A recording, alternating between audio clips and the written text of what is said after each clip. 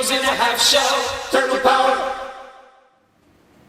Dave Sim, that would be me, interviews Kevin Eastman in a multi-part series on the origins of Teenage Mutant Ninja Turtles number 8, 1986, the Cerebus crossover, the front cover of which recently auctioned for an eye-watering $78,000 at HA.com. Turtles 8 Remastered 2023 is being offered March 1st to March 31st on Kickstarter, with a series of variant covers by some of today's hottest indie creators. Don't miss it. And don't miss Kevin's 12-piece Turtles art auction, including a page from Turtles number 8 with Cerebus on it, coming in the March 30th to April 2nd Heritage Signature Auction at HA.com. Also in the March 30th to April 2nd Heritage Signature Auction, my 3 Turtles number 8 variant covers. Now let's talk to Kevin. Kevin Eastman collection, and I skipped over the first one in the catalog, the Turtles Batman, which the odds are pretty good that that's going to go for a mucho dinero. Maybe $60, $100 at least. And that's in $2,023. No, those were actually enjoyed. I just was actually flipping through the catalog. I got it the other day. Love your pieces in there too. A couple of the recreation ones and the pinup one, and that just quite lovely. And I thought it was funny because I got a section where the Cerebus piece from issue 8 is in. It's a kind of a little Kevin Eastman section, but it was funny that I didn't realize that Batman piece was in there. I thought they left it out this time, but I found it when I was going through. Like, oh, they put it over in there. Yeah, it's you have to rely on Heritage's expertise. When they say this is the order that they're going to go in, they've usually got a very good reason for it. I have to go along with them on the epilogue full pager that leads off the Kevin Eastman collection section. And I was looking at it and I'm going, why don't I know this page? This is a gorgeous page. It's a gorgeous page, but it's also, I'm going to pick my words carefully here, a cursed page, in that I've got the hardcover that you and Peter gave me back in the 1980s, the Mirage hardcover, which is about the best reproduction for the actual artwork technically, as far as I'm concerned. I've got the first printing of the IDW Ultimate Hardcover Collection, and in both of those, the whole thing is just sort of like filled in. It was, yes, and it was in some of the early IDW collections. I started working with them in 2011 when they got the license for to do the Turtle comics, and I came down and I ended up joining the team. And then I'm still there, 12 years later. But when they started doing some of the reproduction, I told them, I said, I've got archives, I've got copies of everything. I kept everything. And they said, well, we got some that were passed on through Mirage to Nickelodeon, Viacom/Nickelodeon, and we'll just use those. And when I saw the printing of it, I said the same thing. I said, my goodness, I don't know what who's either you're standing there really bad or you just have really bad copies, because there were a number of other areas that were just really cloudy and muddy and stuff. And I said I got first generation, photocopies from what Pete and I made back during the day. So from that point on, when they've done other collections, I've loaned them my copies. But then they did kind of a funny thing with the color reproductions, is they scanned from some of those same original bad copies and then colored on the duo shade instead of going to the. I told them I also I've got the original black and white ink ones without the duo shade effects if you want to color right from like we did in the first comic version. And so they were sort of already moving that train down the track, and they found some colors that also chose not to look at any previous reference. So some of the colors are quite odd.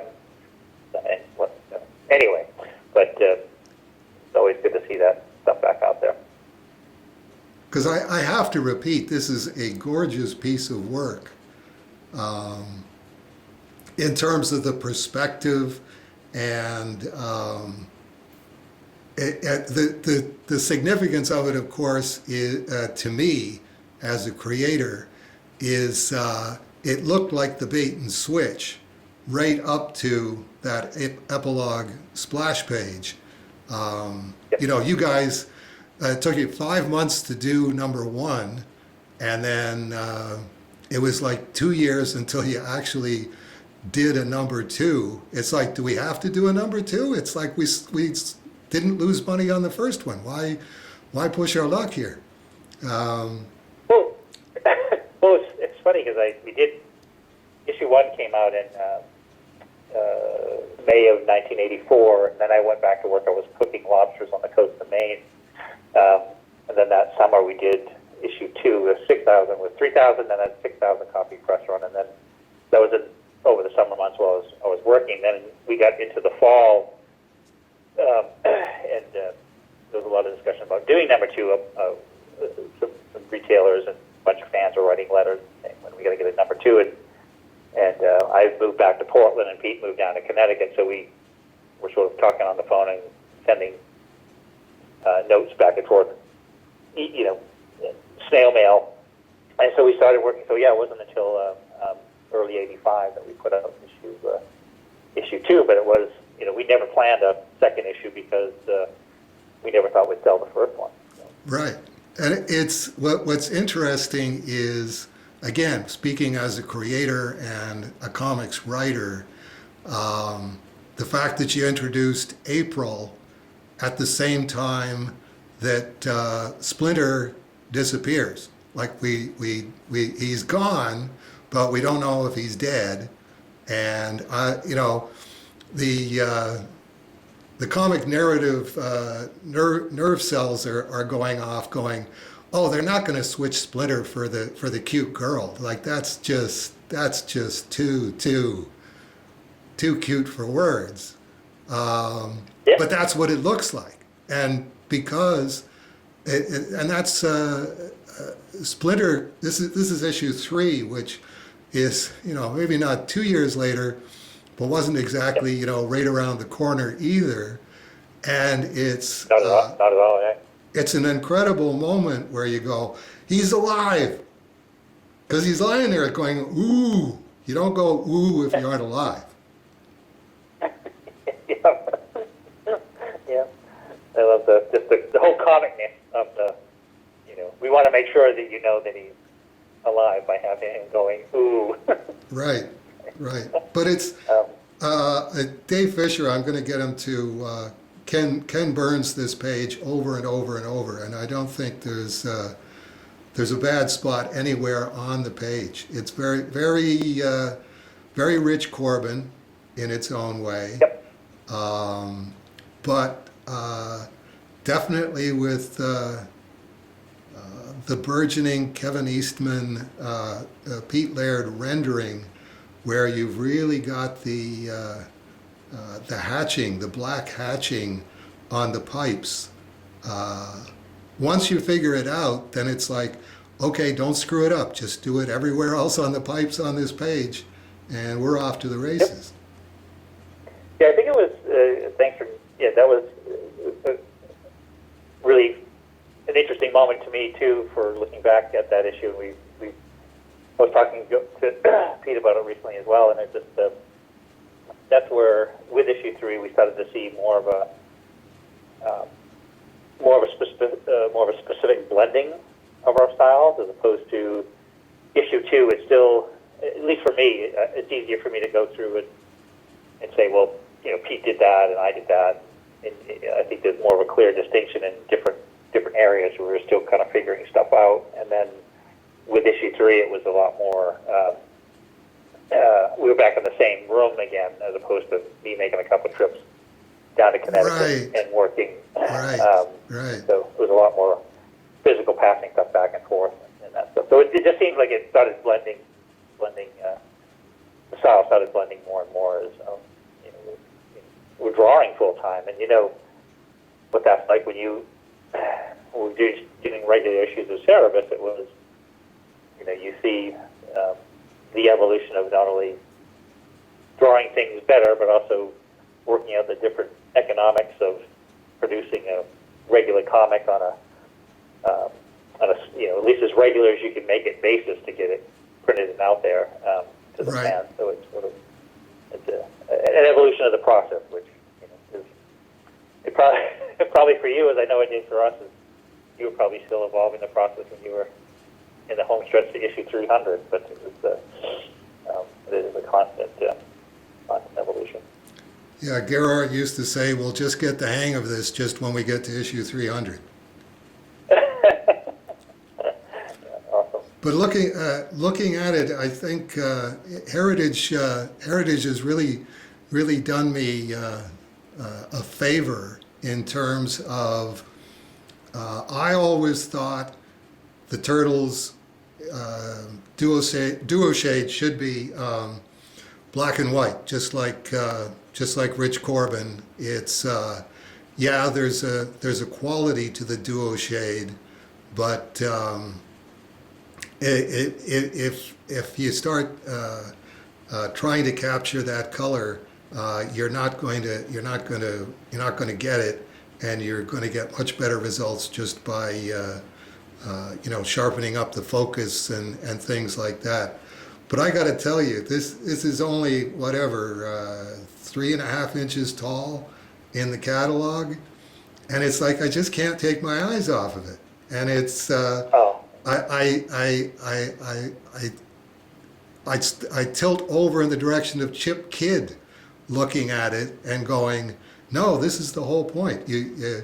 We need to have a Turtles collection where they're reproduced in color just as it is right now. Like it's the duo shade doesn't last forever, but I gotta say, I think yours and Peter's duo shade has lasted a lot more than my own. I've only got a handful of pages that I did on duo shade, but it's pretty much vanished. And most that I've seen, does it look to you pretty much as it did when you did it? It definitely fades, but not too bad. What's interesting is we kept it in either some of those Ayatollah binders or in stored and put away out of the light, because the light will temperature and as well as just exposure to light will like those old Dr. Martens inks and dyes and stuff, it'll fade really quickly. So a lot of that stuff was, and you actually even notice that early on when we would store them, just a page on top of another page, when you picked them up and you looked at the back of the page that was laying on top of the other page, the dual shade was being absorbed into the back of the page. It was, that was laying on top of it. So we then started putting, I then started putting a vellum in between each, which slowed it down some. But it was interesting, and actually Corbin had told me this back in the day, because some of the stuff, I bought a couple of pages from him that were on the duo shade, and they were still in really good shape. And I said, wow, that same thing you just said, almost identical. I said, wow, your duo shade has really held up well. And he said, well, it has, but the lines never go away because they're printed and they're part of the paper. and you can go over them with your chemical. Oh man! And they'll come back out the same way they were originally, because your ink drawing doesn't fade away. The lines, the actual chemical that evaporates, but the lines are still there. They're still printed in the paper. Right. So you can bring them back up. So he said he'd actually gone back in and for later printing, when the scanning processes got better, he would go back in and touch them up with the chemicals and then photograph them again. And being crazy, being right? the OCD Rich Corbin that he was, man, oh man, that probably took him however long. If he hadn't actually passed away, he'd probably still be reinforcing all of his duo shape. That's a bad joke. Yeah, oh, totally. Well, and just to carry on about Corbin again another minute, is just I did a 4-page story with him, and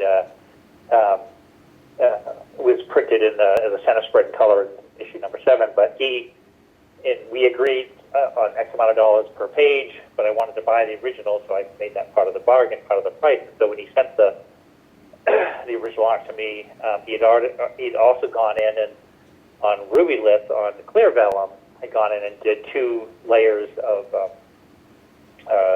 grays, and then photographed them, and then composited them into what was not duo shade, but it had the same tonality of the dot patterns of like gray. So it had black and white, 2 gray tones. Right. So he sent me the overlays along with the original art. But I would just look at that stuff, and when he would do those kind of things, I still have saved it all, but it's like you just kind of scratch your head and go, God, he's just thinking in a completely different way than we do, yeah. And never seemed to say to himself, no, that's way too time consuming. I have better uses for my time. Once he pictured exactly what it was going to look like, then it had to be exactly like that. And the proficiency that, he was so prolific in the amount of work that he produced in his lifetime is just astounding, just as a full-on one-man band, so to speak. The amount of stuff that he did was just, astonishing. Kirby was, a machine of a different type, but Corbin was always doing something different, playing with mechanics. He was in that, basement of his house or his studio, and just, I was almost, at the point we almost have a twinge of envy where it's like either you're just really fast, or how do you get that much time in a day to actually draw and not participate in any of the human qualities of life? But right. That kind of guy. So, yeah. Well, anyway, it's a jaw dropper of a page, and I actually went back and reread. Once I found the page, I went, okay, issue 3 epilogue. I know roughly where that is, and found it, and then went back from there and looked at the read, if you call it reading, the Volkswagen van chase scene in number 2, 16 pages. You said to Peter, has anybody ever done a car chase in a comic book? And it's like, I don't think so. And it's like, well, I'm going to do one. And you're quite open about the fact that it's like this is riffing on the Blues Brothers. This is no actual cars were harmed in the making of this comic book. But the Blues Brothers film, it was like they went through 145 cars or something like that, and half of them police cars. Yep, yeah, with some, I believe it. I remember reading somewhere that it said some Guinness World Book of Records for the number of police cars that they crashed in some of the scenes, but it was very exactly modeled after that. We've seen, the Italian Job, and you've seen other car chases in movies and things like that, and that's what I just thought was. Was comics are our own little, simplified director's chair, if you will, as we approach cinematography and when we lay out a story. Well, you nailed that one. It's like all the screeches and the sounds, and it's funny because it's a Volkswagen camper van in the car chase. So it's not really a car chase. It looks more like you're chasing a refrigerator around or something. Yep, it was my dad had that van, and so I thought it was funny. It was my dad had that van, but also years later I found I discovered the Fabulous Furry Freak Brothers. There's a great Gilbert Shelton cover. Right. Early, when they're going along the mountainside, the coastline or something like that. So, Yeah. and it's got this super exaggerated thing. But that was also, we needed a vehicle that could hold four Mutant Turtles and April, and so it was just a combination of a few personal things that I thought were kind of funny, and then again designing a car chase when I pitched the idea to Pete. He said, who's going to want to read a car chase in a comic book? And I said, well, if you make it interesting enough, I think people might get a kick out of it. Oh yeah. So it was quite a lot of fun. No doubt about it. And it was. I was going to ask you, having read as many comics as you have since then, have you ever seen another car chase in comics? I have not. That's it. Kevin Eastman is like the bullet director in comics. The first and last guy to go, this is just sitting here waiting to happen. It's, considering how much it costs Hollywood to do a car chase, what the heck? Why aren't we all doing car chases? Yeah, that's too true. That's funny. But yeah, I forgot about Bullet. That was a great car chase too. Love the Mini Coopers and the Italian job. That was a great. Anyway. But yeah, that's fun. Well, that's and I bounce that and flip that back on you. And when you look at different things you approach a story design-wise or story-wise, it's very important that you've got the meat and the potatoes and the things you want to tell to advance the plot and the story and make sense of what the story you're trying to tell, and you want to make it as interesting to you to draw as it is to hopefully people will find it interesting too when they read it. So it's that weird sort of yin-yang of balancing it out to make a story that works for you. Because that's, people have often asked, they say, well, I love how you reference this and state that, did this, and I said, you're giving me a lot more credit than I deserve on most of those counts, because it was, I really, in many ways, don't specifically know what I'm doing, but I know what it looks like when I see it. Right. So, right.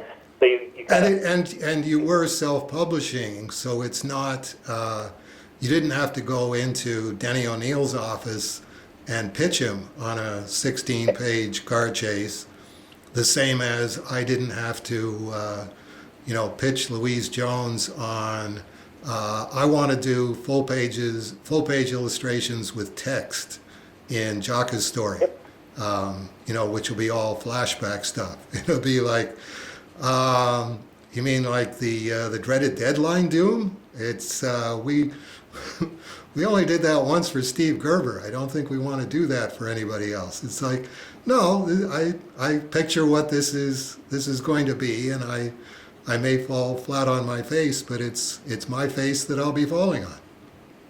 Yep, exactly. Yeah. That's okay, a beautiful thing. Yeah. We're up to 22 minutes, Kevin. So we're gonna make that a wrap for tonight. That was the first one that I wanted to talk about. If Dave Sim was a millionaire, this would definitely be at or near the top of his list of Turtles pages to acquire. Well, thank you. No, it's great, and I hope I know it'll find a good home. So it's so next is curious to see where it ends up. It's always a curiosity. So. But no, I was glad to hear that some of these some of the other discussions we've had are out there now, and people yes can listen to them. This one's going out on YouTube, and a moment of Cerebus, and trying to figure out how to tell everybody just circulate it. Kevin's not going to sue you, and I'm not going to sue you. We want everybody to hear these, partly because we'd like to drum up some interest in the auction, but also I think we're talking about pretty important stuff that is still, still relevant for indie creators here in the 21st century. Well, I'll make sure that, 'cause I have mentioned I do these weekly whatnot auctions and things, and I had mentioned that and a couple other places that we were having these discussions, and the auction was coming up March 30th, and the current Kickstarter you're doing. But I'll make sure I talk to Kevin, and we'll find a couple other links, and we'll roll it out in our weekly newsletter just to let people know that this is going on now. Your Kickstarter is going on now, as well as look for. We both have pieces in the upcoming March 30th Heritage Auction. Yeah. I'll make sure we March 31st. The Kevin Eastman collection goes up Friday, March 31st. It's the 12 p.m. Central Time, Session 3, auction number 7339. There's only one of them. We'll talk to you next time, Kevin. Look forward to it, Dave. Have a good night. You too, my friend. Thank you. Bye-bye. Bye-bye.